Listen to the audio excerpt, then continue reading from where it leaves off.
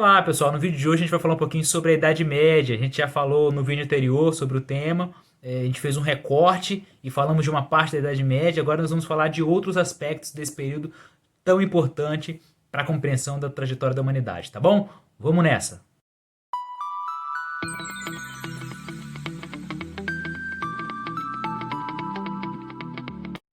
Você tem que entender que com a queda de Roma começa uma realidade nova para a Europa. Um novo mundo começa a ser construído. E nesse mundo você tem traços germânicos, influências germânicas e também influência dos romanos. E quais as marcas principais desse período novo? É uma economia ruralizada, uma economia interiorana. Os feudos, as fazendas são praticamente autossuficientes. As pessoas evitam ao máximo sair dos feudos. Então, ali no feudo tem a comida, ali se produz as roupas, as, a- as trocas comerciais, elas não se baseiam em moedas. Aliás, as moedas circulam pouco nesse período, então são muitas trocas baseadas em produtos. E por que as pessoas evitam transitar? Por que as pessoas tentam resolver tudo no feudo? E por que as cidades perdem tanta força na Idade Média? Porque é inseguro. Não havia um poder central, não havia um imperador, um rei que garantisse a segurança das pessoas. Quem é o grande poder na Idade Média? O grande poder era o poder dos senhores, dos nobres. Então as pessoas, ao invés de recorrer a um governante para garantir sua segurança, as pessoas recorriam ao senhor feudal. Então entramos em uma outra marca da Idade Média. É um tempo de poder descentralizado, não é um poder concentrado na mão de um centro. O poder é ramificado, há vários poderes locais. É como se fossem os coronéis lá da República Velha, quando a gente estuda o Brasil. Então são poderes locais. É como se cada feudo, cada senhor fosse um prefeito, entre aspas, mandando localmente. Depois de um tempo da invasão dos bárbaros, até surgem reinos medievais, o reino franco, e aí outros povos também montam seus reinos, os ostrogodos, visigodos, vândalos, montam pequenos reinos da Europa. Existem reis, mas eles não têm um poder que não chega nem aos pés do poder do tempo do imperador romano. Então são reinos com poder bem menor comparado ao imperador romano, porque o poder mesmo de fato na Idade Média ele está concentrado na mão dos senhores feudais. E aí essas relações entre esses líderes locais, entre esses senhores, eram relações de fidelidade, de doações. Por isso que o feudo é central, porque o feudo, que é a propriedade, você pode dividir em diferentes partes e fazer doações a outros nobres menos poderosos em troca de uma fidelidade. Você pode ceder lotes pequenos para camponeses, para pessoas pobres que possam cultivar a terra e em troca elas trabalham para o Senhor. Então, a troca, a fidelidade, os acordos apalavrados, como eu falei no outro vídeo, são fundamentais para o funcionamento da Idade Média. Aí entra a questão de vassalagem, suzerania, né? Em que o suzerano é sempre aquele que está numa relação superior em relação ao outro. Suzerano, superior. Então eu tenho uma fazenda que tem, sei lá, 100 hectares. Eu sou um nobre e aqui tem um nobre vizinho meu que tem 50 hectares. Ele é um nobre menos poderoso que eu, porque ele tem menos terra, mas mesmo assim ele é um nobre. Agora eu posso pegar dos meus 100 hectares, doar 10 para ele. Eu vou continuar aí com muitos hectares, que são 90, e ele vai ter 60. O que eu vou ganhar com isso? Eu vou ganhar a fidelidade daquela pessoa, daquele outro nobre em relação a mim. Então eu que doei sou o suzerano, aquele que recebe ele é o vassalo. Agora esse vassalo que recebe, que tinha 50 e ficou com 60 depois que eu doei 10 para ele, pode ter um nobre menor que ele ainda, que tem só 20 hectares. E aí esse outro nobre que ganhou 10 mil e ficou com 60, ele pode doar 5 para o outro. E aí esse terceiro nobre vai ficar dependente dele. Pode parecer um confuso, mas aí você volta o vídeo e vê de novo que você vai entender. Então, eu sou suzerano desse primeiro nobre, e esse nobre que recebeu a terra de mim é suzerano de um outro nobre, que por sua vez é vassalo dele. Então, superior, suzerano, está na relação de controle dessa relação. Agora, se há um vazio de poder, se há a ausência de um poder central com a queda de Roma, há uma instituição que fica muito mais poderosa após a queda de Roma. Na verdade, essa instituição é a instituição mais poderosa da Idade Média. Eu estou falando aqui da Igreja Católica. Ela vai conseguir muito mais fiéis depois da queda de Roma, então, numericamente, ela vai se tornar muito maior. os germânicos vão se convertendo ao cristianismo. A igreja firma acordos também com esse. Lembra quando eu falei agora há pouco dos reinos bárbaros que surgem na Idade Média, sendo o reino franco o reino principal? Esses reinos pequenos bárbaros firmam acordos com a igreja, isso é bom para a igreja também. A bem da verdade, para esses reinos em formação, o cristianismo tinha um papel importante porque ele representava a unidade. Porque na Idade Média tudo levava à desintegração, tudo levava à separação, as vidas correrem assim, como eu vou dizer, sem uma unidade. Por exemplo, se eu olho o Brasil hoje, o que une o Brasil? A língua, a moeda comum que é o real, um governo central. O que você tinha na Idade Média? Você tinha uma moeda única circulando? Não. Você tinha um poder central? Não. Você tinha uma língua única? Não. A única coisa que unia as pessoas na Idade Média era a igreja. De modo que não tinha como você viver na Europa e dizer, não, eu estou aqui na Europa, mas eu não sou cristão, não. Não rola. Então, se você estava na Europa, você era cristão. Se hoje há uma separação entre poder público e religião, na Idade Média, poder público e religião era uma coisa só. Por isso que você vai ter Inquisição. O que é a Inquisição? A Inquisição é um tribunal da igreja que ela pode vigiar, punir, julgar aqueles que eram considerados hereges, aqueles que eram desviantes da fé cristã. Então, a igreja era um poder um poder espiritual dentro do poder temporal. O que é o poder temporal? O poder temporal é o poder do Estado, o poder do poder público. Então, dentro do poder público havia o poder da igreja junto, os dois juntos era um acordo que era bom para ambas as partes. Para a igreja, porque ele dava mais poder, que ele dava mais fiéis, mais recursos financeiros. E para os reinos, para esses líderes medievais, também é importante o apoio da igreja, porque a igreja representava essa unidade que eu falei com vocês agora há pouco. E aí, a Inquisição é uma demonstração desse poder, e outra demonstração desse poder são as cruzadas. As cruzadas são as guerras que acontecem lá no Oriente, são cristãos que marcham para o Oriente para tentar libertar Jerusalém, a chamada Terra Santa, libertar do domínio dos islâmicos. Então, os muçulmanos se expandiram pelo Oriente, dominaram Jerusalém, e houve vários conflitos entre europeus cristãos e orientais, os árabes, os islâmicos, vários conflitos entre esses dois grupos pelo controle de Jerusalém. Então, foi uma guerra com armas mesmo, guerra estratégica, conduzida pela igreja organizada, claro, com participação dos reinos, dos nobres, dos guerreiros da Idade Média, mas foi uma guerra levantada pela igreja, uma guerra que a igreja fez questão de travar. E no final das contas, a igreja acabou tendo. A igreja cristã não saiu vitoriosa, os islâmicos se deram melhor nessa guerra, mas os benefícios comerciais foram muito para os europeus: terras, comércio, abertura de novas rotas. Então, muitas consequências aconteceram da cruzada. Do ponto de vista religioso, do ponto de vista do controle de Jerusalém, não houve sucesso. Mas levando-se em conta as questões econômicas, as cruzadas foram interessantes para a Europa. Uma coisa importante para você observar é que nesse período de aproximadamente 1000 anos de Idade Média, você tem duas Idades Médias: a Alta Idade Média e a Baixa Idade Média. Perdão. Então, a Alta Idade Média ela vai do ano 5 do século V até o século X, em torno de 500 anos. E a Baixa Idade Média vai do século X ao século XV. A Alta Idade Média é quando você tem as características centrais da Idade Média que eu acabei de falar.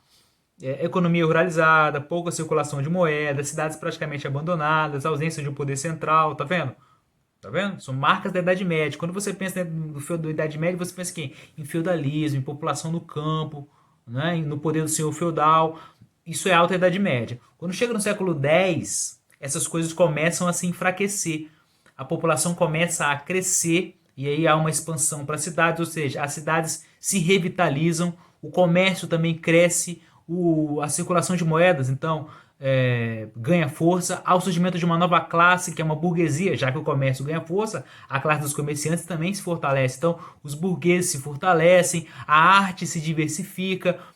Aí você pode até pensar, uai, mas essas coisas não são boas, professor? População crescendo, cidades se renovando, comércio ganhando força, são boas, do ponto de vista geral. Agora, essas coisas boas, pensando assim, vão contribuir para o fim da Idade Média. Então a Idade Média é em baixa. Quando eu falo baixa Idade Média, é a Idade Média caminhando para o seu fim. Porque cidade forte, comércio circulando, burguesia, e se a burguesia está crescendo, ela vai começar a reclamar dos privilégios dos nobres, da nobreza. Então se há essas características despontando agora depois do século X, a Idade Média começa a se enfraquecer. Por isso a Idade Média está em baixa. Por isso é baixa a Idade Média. Então a primeira fase é população no campo, interiorização, alta Idade Média. Quando essas características começam a declinar, a alterar-se o cenário da Idade Média, aquilo que era alta Idade Média vira baixa Idade Média. Mas enfim, alta Idade Média mais baixa Idade Média, período de 1000 anos, que somados vai dar aí a nossa Idade Média.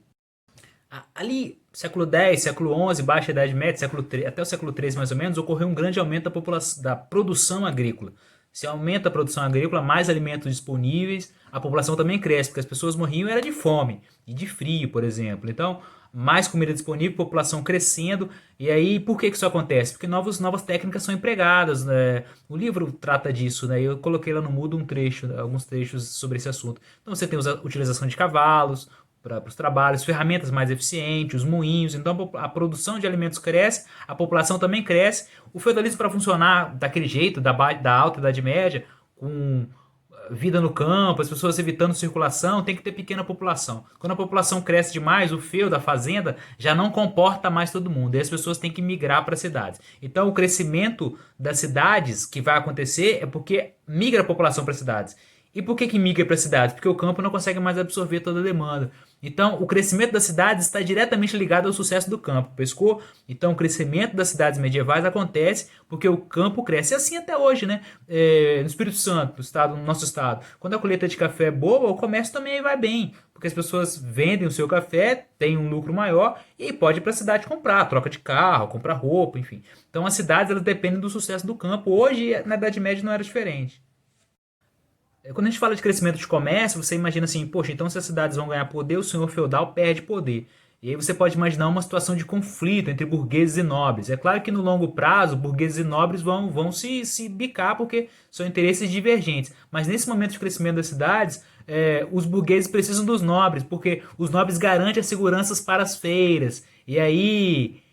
e por que os nobres garantem essa segurança? Porque eles recebem para isso. Então, os nobres autorizam as feiras nas suas propriedades, nos muros, lugares protegidos, e em troca os burgueses pagam um percentual dos ganhos para os nobres. Então os dois têm interesses nisso.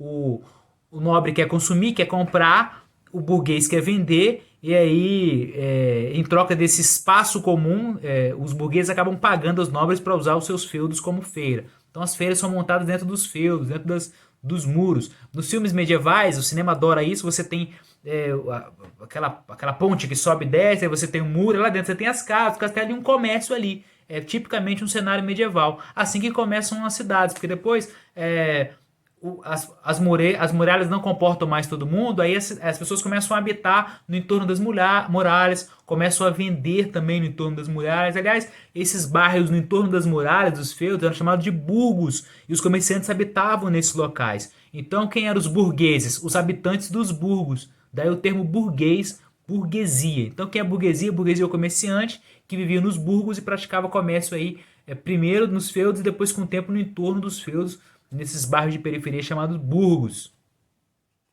Agora, se a cidade cresce, se há um crescimento urbano, um crescimento da população nas cidades, há uma mudança também na mentalidade. A mentalidade do campo é diferente da mentalidade urbana. A igreja passa a ser mais questionada, as ideias vão circular com mais intensidade. E justamente é nesse ambiente de cidades medievais que, com o passar do tempo, vai começar a surgir a sementinha do Renascimento.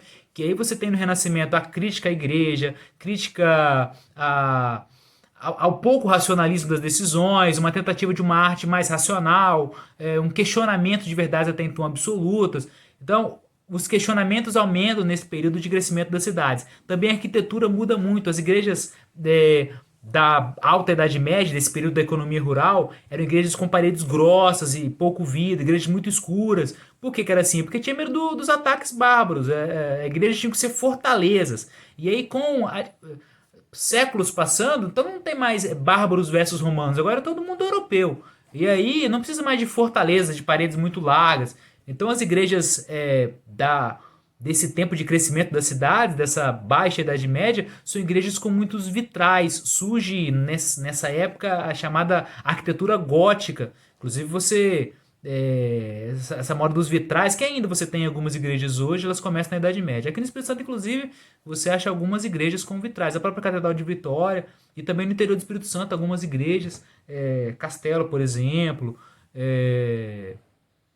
muqui, são igrejas no interior do Espírito Santo que você encontra muito vidro. Isso demonstra também a riqueza da igreja, porque vidro era muito caro. Então é uma igreja rica, uma igreja poderosa, uma igreja que é proprietária de terras. Acho que eu nem falei quando eu falei de igreja. É uma igreja que controla as diferentes instâncias da vida. O casamento, o nascimento, o que se veste, o que se fala, o que se pensa, o que se estuda.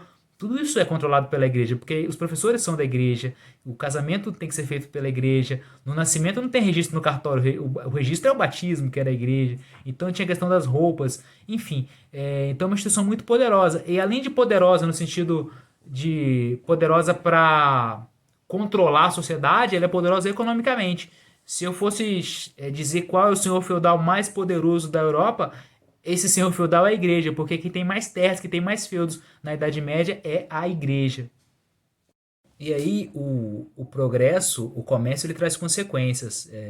Tem uma coisa que vocês já viram falar certamente que é a peste negra, que era uma doença que dizimou milhões de europeus, cerca de um terço da população da Europa morreu.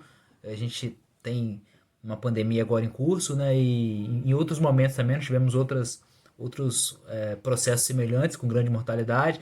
Mas e por que isso está relacionado ao progresso? Porque provavelmente quem trouxe a peste negra foram navios italianos, genoveses, venezianos, que faziam esse trajeto Europa, Oriente, fruto das cruzadas. Eu falei que as cruzadas abriram novas rotas de comércio com o Oriente, então as cidades italianas lucravam muito com esse comércio, e nessas indas e vindas, navios de lá trouxeram doenças em ratos, pulgas de rato, trouxeram para a Europa e mataram muitas pessoas. Peste negra ou peste bubônica, né, que é um tema também que vocês já viram muitas vezes. Então você tem que relacionar a peste negra diretamente à baixa Idade Média, diretamente a esse crescimento das cidades. Até porque as epidemias, enfim, os surtos, pandemias, elas se disseminam muito mais nas cidades do que no meio rural. Até pela maior aglomeração, as casas mais próximas, as pessoas ficam mais aglomeradas mesmo. É isso, pessoal. Eu trouxe aqui alguns aspectos da Idade Média. No primeiro vídeo sobre a Idade Média, eu falei mais sobre a formação, sobre os grupos que formam a Idade Média. E nesse agora eu trouxe algumas outras características. As informações que eu trago no vídeo, elas podem ser complementadas pelo trecho do livro que eu coloquei lá no Moodle para vocês, tá bom? Abraço e até a próxima.